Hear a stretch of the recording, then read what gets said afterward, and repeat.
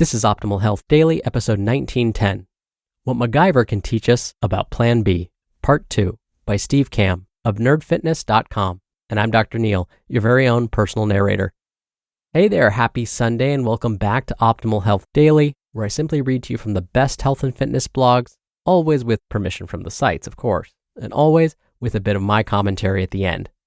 Now, today's post is part 2 from yesterday. So if you're new here or skipping around, I'd recommend listening to yesterday's episode first. That was episode 1909. But if you're all caught up, I'm sure you're excited to hear part 2 of the post. So let's get right to it and continue optimizing your life.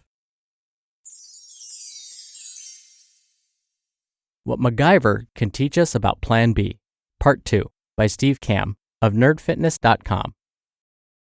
Running. I am not the biggest fan of running.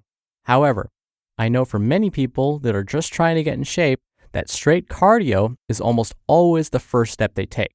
They start walking or jogging, and after a week of success, they're feeling great.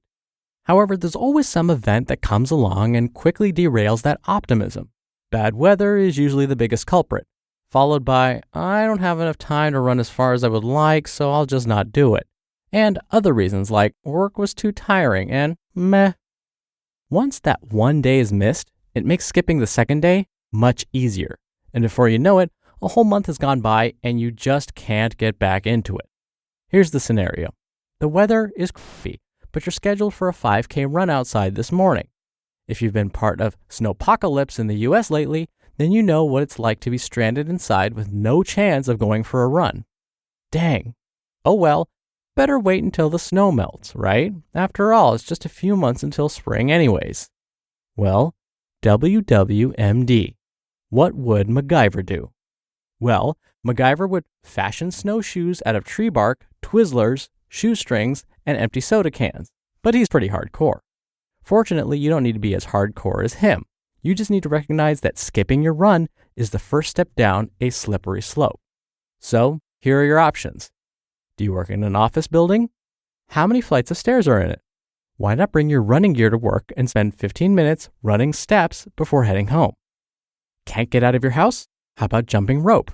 Trust me when I say 10 minutes will be more than enough to wear you out completely. Can't jump rope or run stairs? Why not do a strength building workout?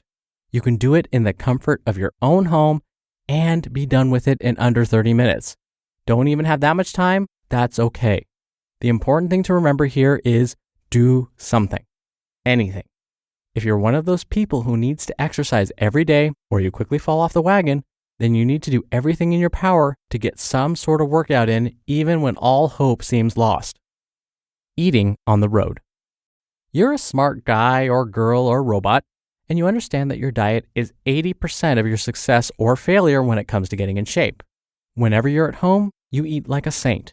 You've gotten the junk food and soda out of your house, and you bring your lunch to work every day because that way you know exactly what you're eating.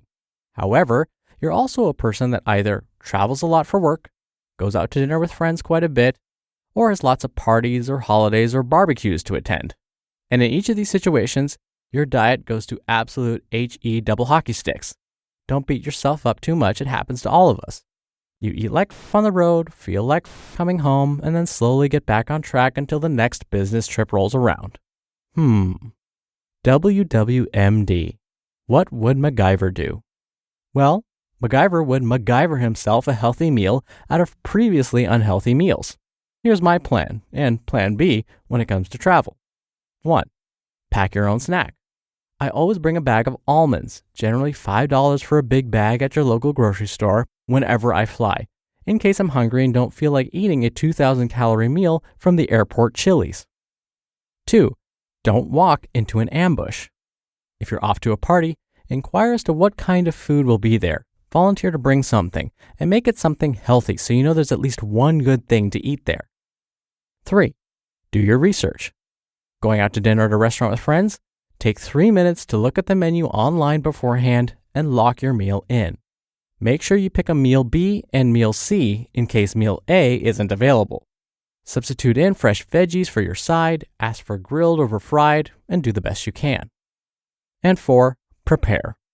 If you're stuck and you know you're going to eat poorly, then you need to plan accordingly. Eat incredibly healthy for the few days before and after, and understand that one meal won't throw you off as long as you don't let it.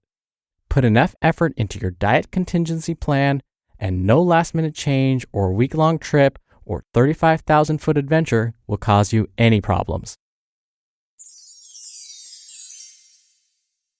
You just listened to part 2 of the post titled, What MacGuyver Can Teach Us About Plan B by Steve Kamb of nerdfitness.com. Dr. Neil here for my commentary. I'm a huge fan of getting in workouts no matter how limited my time might be. Because for me, I know when I skip a day, I lose that momentum really quickly. And I enjoy exercise, but even skipping one day usually turns into skipping 2. And again, I like it, but I'm still very vulnerable to this kind of thing. So I love the idea of getting in quick workouts even at home if you can. Jumping rope, even if you don't own a jump rope. Just hop in place gently and imagine in your 2 hands you've got a rope and you're actually rotating your wrists as you hop up and down as if you had an imaginary or an invisible jump rope in your hands.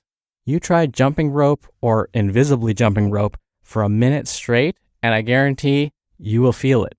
When it starts to burn, take 5 deep breaths and then jump back in and see if you can do another 45 seconds. Or like I always say, try doing that during commercial breaks. You can do this while watching TV, it's fine. During the next set of commercials, do sit-ups or crunches or body weight squats or walk in place or jog in place. There are so many options. Get on the floor and hold the plank position for as long as you can. Do push-ups or do wall push-ups if standard push-ups are too difficult. Honestly, these are things that I do all the time, especially when I know that I don't have much time. And it may not seem like much. You may think, well, my body's not going to get that much out of it. Trust me, it will. But even more importantly is your mental state afterwards. You're going to feel so much more accomplished when compared to if you just skipped an entire workout altogether. Even getting in a tiny workout will help keep that momentum, and I guarantee you'll be in a better mood the rest of the day. That wraps up today's episode. Thank you as always for listening. Thank you for being a subscriber of the show. Don't forget, I have a bonus episode for you coming up in just a second. So stay tuned for that, where your optimal life awaits.